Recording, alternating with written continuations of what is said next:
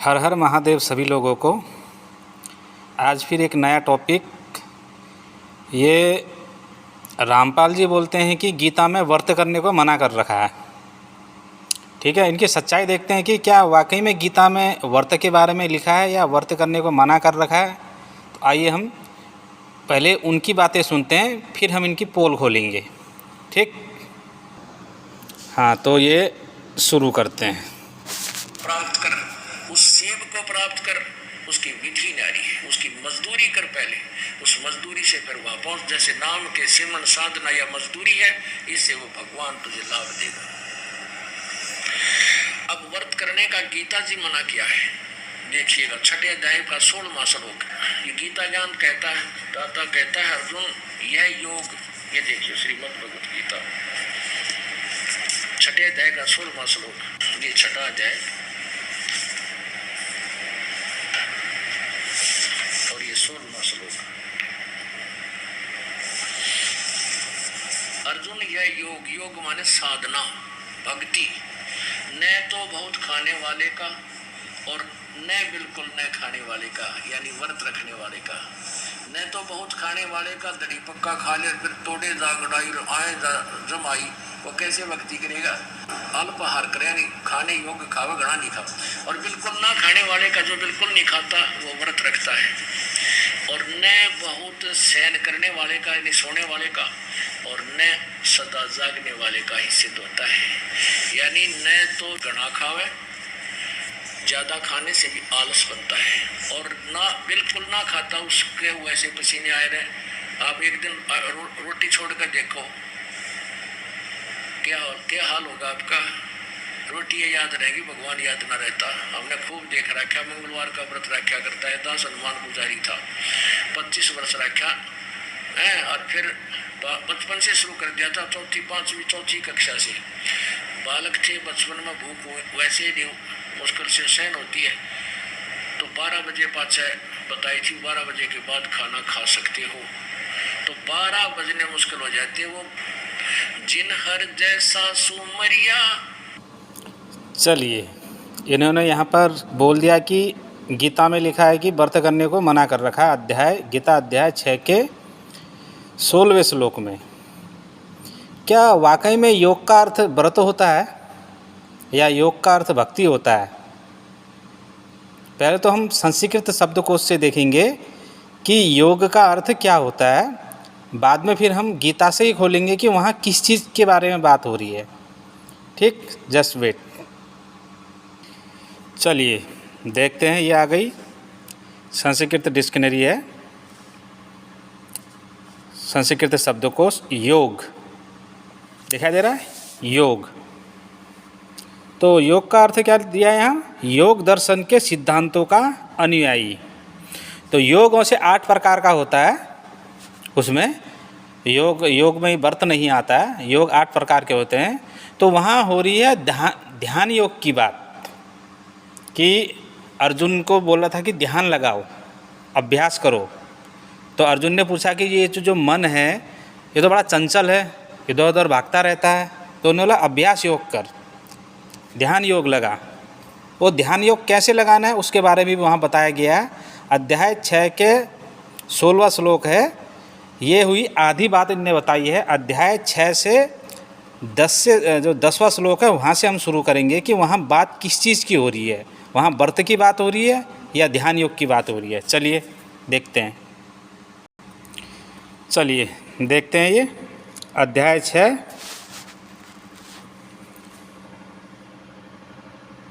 ये अध्याय 6 श्लोक संख्या 16। यहाँ पर हम पढ़ेंगे तो लिखा क्या है? हे अर्जुन, यह योग न तो अधिक खाने वाला है, खाने वाले का, और न बिल्कुल न खाने वाले का, तथा न अधिक सोने वाले का, और न बिल्कुल न सोने वाले का ही सिद्ध होता है। अब यहाँ पर आए कि यह योग, कौन सा योग? शुरू में लिखा है ना, यह योग। इसका मतलब पहले के श्लोकों में बात हो रही कि उस योग के बारे में, कि वो कौन सा योग है। ठीक है, तो हम देखेंगे। अब हम 10 से पढ़ेंगे। ओके, ये आ गया 10वां श्लोक, अध्याय 6 का 10वां श्लोक। अब यहाँ किस चीज़ के बारे में बात हो रही है अभी आपको क्लियर हो जाएगा कि यहाँ व्रत की बात हो रही है कि किसी और चीज़ के बारे में बात हो रही है। अध्याय 6 का श्लोक संख्या 10। भोग बुद्धि से संग्रह न करने वाला, इच्छा रहित और अंतःकरण तथा शरीर को वश में रखने वाला योगी अकेला एकांत में स्थित होकर मन को निरंतर परमात्मा में लगाए। यहाँ भी व्रत की बात नहीं आई कि मन को निरंतर परमात्मा में लगाए, मतलब कि ध्यान योग की बात हो रही है। यहाँ पर 11वां श्लोक पढ़ेंगे, अध्याय 6 का 11वां श्लोक। क्या लिखा? शुद्ध भूमि पर जिस पर कर्म से कुश मृगछाला और वस्त्र बिछे हैं, न अत्यंत ऊंचा है और न अत्यंत नीचा, अपने आसन को स्थिर स्थापन करके, मतलब कि अब वहाँ पर कैसी जगह बैठना है कि ना ज़्यादा ऊंचा होना चाहिए ना ज़्यादा नीचा होना चाहिए, वो आसन पे आपको बैठना है। व्रत में क्या ये चीज़ें होती है? कुश बिछा के, मृगछाला बिछा के, वस्त्र बिछा के, ये होता है? ये नहीं होता है ना। अब 12वां पढ़ेंगे।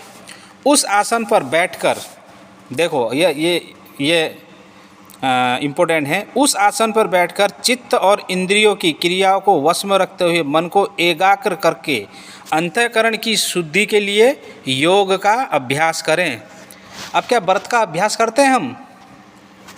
लिखा है ना, योग का अभ्यास करें। देखिए, योग का अभ्यास करें, यहाँ पर ध्यान योग की बात हो रही है। क्या हम व्रत का अभ्यास करते हैं? व्रत में ये चीज़ें करते हैं क्या? इनसे पूछिए कि कुश की छालाएँ बिछा के, कुश का बिछा के, एक आसन बना के दिन भर क्या बैठे रहते हैं हम? हाँ, क्या व्रत का हम अभ्यास करते हैं? हाँ, मन को एकाग्र करके अपने क्रिया इंद्रियों को वश में करके वो करते हैं क्या? हम तो दिन भर अपना कुछ ना कुछ काम करते रहते हैं व्रत में। तो व्रत है बस अपनी तो दैनिक जो क्रियाएं रहती है वो चलते रहती है, हमारी जो निजी कार्य हैं। तो यहाँ पर योग का अभ्यास करें, इससे पता चलता है कि यहाँ पर ये व्रत की बात नहीं हो रही है। अब 13वां श्लोक। अब देखो अब कैसे करना है वो योग कैसे करना है। काया, सिर और गले को सीधे अचल धारण करके तथा दिशाओं को न देखकर केवल अपनी नासिका के अग्रभाग को देखते हुए स्थिर होकर बैठें। मतलब यहाँ अब ध्यान की मुद्रा कैसी होनी चाहिए? जब बैठोगे तो कैसा होना चाहिए? आपका शरीर किस दिशा में होना चाहिए? तो वो ध्यान की मुद्रा कैसी होनी चाहिए? लिखा, काया, सिर और गले को, जो तुम्हारा जो सिर और गला है वो सीधे अचल धारण करके तथा दिशाओं को न देखकर केवल अपनी नासिका के अग्रभाग को देखते हुए स्थिर होकर बैठें। क्या व्रत में हम ये चीज़ करते हैं? व्रत में ये चीज़ नहीं करते हैं ना हम। व्रत में तो सुबह एक संकल्प ले लिया कि आज के दिन भोजन नहीं करेंगे या आज के दिन पानी नहीं पिएंगे, संकल्प करके अपनी दैनिक क्रियाओं में हम लग जाते हैं। ठीक है। 14वां श्लोक। जिसका अंतःकरण शांत हो, भयभीत रहित हो और जो ब्रह्मचरित वर्त में स्थित है, सावधान, यहाँ पर आया देखो, ध्यान योगी, पढ़िए, सावधान ध्यान योगी मन का संयम करके मेरे में चित्त लगाता हुआ मेरे परायण होकर बैठे। यहाँ पर भगवान श्री कृष्ण बोल रहे हैं कि वो ध्यान मेरे ऊपर लगाना है, ध्यान मेरे लिए लगाना है। ध्यान योगी मन का संयम करके मेरे चित्त में लगाता हुआ मेरे परायण होकर बैठे। ध्यान योगी लिखा है ना, ध्यान योगी। तो यहाँ ध्यान योग की बात हो रही है। 15वां श्लोक। वश में किए हुए मन वाला योगी मन को इस तरह से सदा परमात्मा में लगाता हुआ मुझ में संयक स्थित वाली जो निर्वाण परमा शांति है उसको प्राप्त हो जाता है। मतलब कि ध्यान योग से भी वो परम गति को प्राप्त हो जाता है। ध्यान योग से ध्यान से जो परमात्मा का ध्यान करता है इस विधि से। अब फिर 16वें श्लोक में बोला है कि वो उसके बारे में और लिखा है कि वो, हे अर्जुन, वो योग ना तो अधिक खाने वाला हो और ना ही बिल्कुल ना खाने वाला हो, तथा ना अधिक सोने वाला हो, ना ज़्यादा जागने वाले का ही ये सिद्ध होता है। तो यहाँ हो रही है ध्यान योग की बात, ठीक है। व्रत की बात नहीं हो रही है, यहाँ हो रही है ध्यान योग की बात। ये पूरा अध्याय ध्यान योग के बारे में है। योग का अर्थ व्रत नहीं होता है, हमारे गीता में व्रत की बात ही नहीं करी है।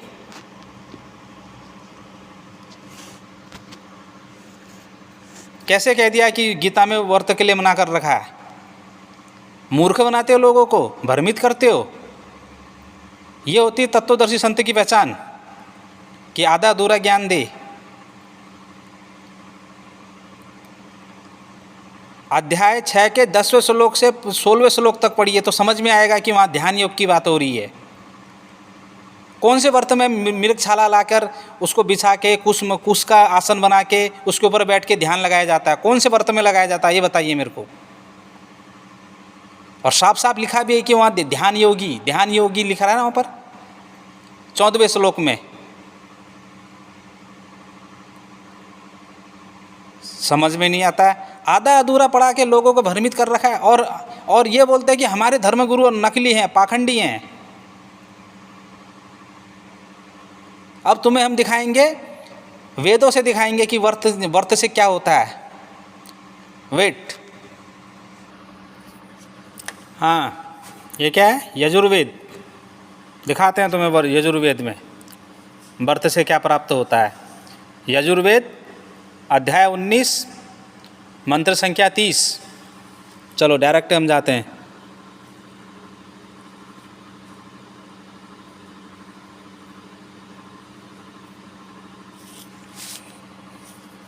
ठीक, 19वां अध्याय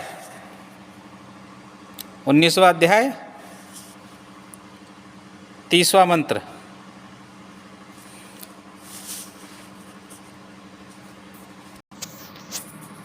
हाँ पढ़िए। व्रत से दीक्षा प्राप्त होती है, दीक्षा से दक्षिणा प्राप्त होती है। व्रत से दीक्षा प्राप्त होती है, दीक्षा से दक्षिणा प्राप्त होती है, दक्षिणा से श्रद्धा प्राप्त होती है, श्रद्धा से सत्य प्राप्त किया जाता है, मतलब सत्य प्राप्त किया जाता है। और ऊपर मंत्र भी पढ़ लीजिए, ठीक। अगर इसमें कोई गलत व्याख्या कर रखी है तो मंत्र भी पढ़ लीजिए। 30वां मंत्र है 19वें अध्याय का 30वां मंत्र यजुर्वेद का। व्रत से दीक्षा प्राप्त होती, दीक्षा से दक्षिणा प्राप्त होती है, दक्षिणा से श्रद्धा प्राप्त होती है, श्रद्धा से सत्य प्राप्त किया जाता है। तो ये वेदों की व्याख्या कि व्रत से क्या प्राप्त किया जाता है। अब हम तुम्हें देवी भागवत पुराण से दिखाएंगे कि व्रत की महिमा, नवरात्रि के जो व्रत हैं उसके बारे में हम दिखाएंगे देवी भागवत पुराण में। जिस देवी भागवत पुराण को सीने से लगा के रखते हो ना, उसी में लिखा है देवी जी के बारे में, देवी जी के नवरात्रि के व्रतों के बारे में लिख रखा है। चलो हम पूरा अध्याय है पूरा दिखाते हैं तुमको अब। हाँ तो देख लीजिए, श्रीमद् देवी भागवत महापुराण, ठीक है। और कहाँ से प्रकाशित है? गीता प्रेस गोरखपुर से, ठीक है। हम इसके स्कंद 3 अध्याय 26 में चलेंगे कि वहाँ नवरात्र के व्रत के बारे में क्या कहा गया है, ठीक। हाँ ये आ गया देवी भागवत पुराण स्कंद 3 अध्याय 26। पहले नवरात्र व्रत विधान, कुमारी पूजा में प्रशस्त कन्याओं का वर्णन, ठीक है। वीडियो लंबी हो जाएगी, ज़्यादा नहीं बताते हुए। अभी समझ में आई गया होगा कि यहाँ किस चीज़ के बारे में बात होने वाली है क्या? हाँ, व्यास जी बोले, हे राजन, अब मैं पवित्र नवरात्र के व्रत के विषय में बता रहा हूँ, सुनिए।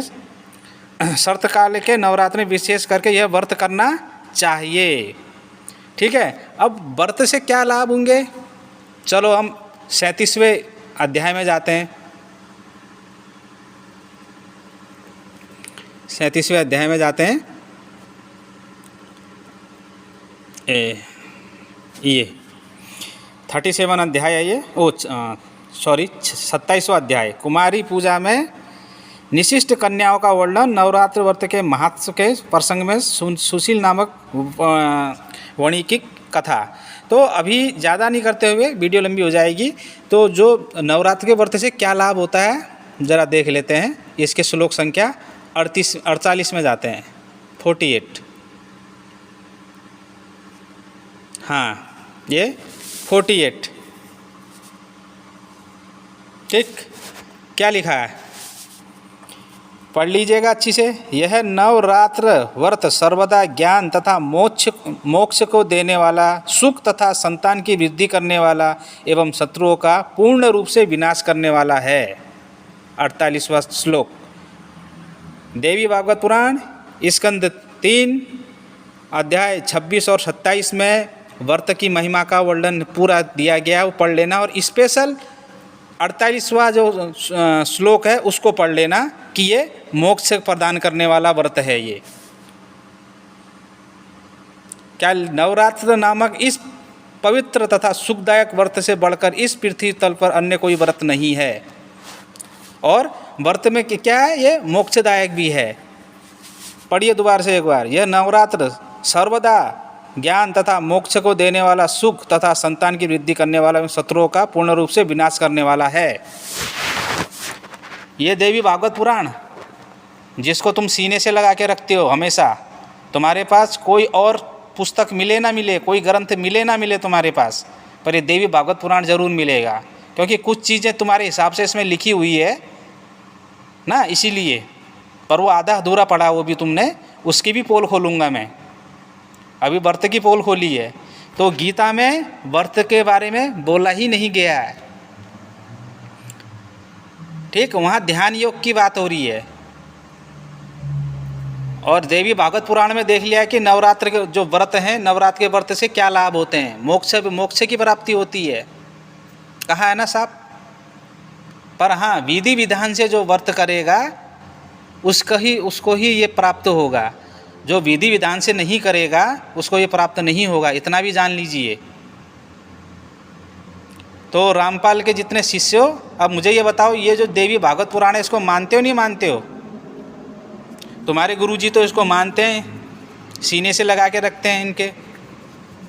तो अब से ये कहना बंद कर देना कि मना कर रखा है व्रत के लिए गीता में मना नहीं किया। गीता में व्रत की बात ही नहीं हुई है, ध्यान योग की बात हो रही है। तो मेरे सनातनी भाइयों, आज आपने देखा कि ये किस तरह भ्रमित करते हैं लोगों को। अभी आगे भी ऐसे और पोल खोली जाएगी। ये वीडियो को शेयर कर देना, लोगों को ज़्यादा से ज़्यादा शेयर कर देना, और लोगों को पता चले कि इनकी सच्चाई क्या है। हर हर महादेव सभी लोगों को।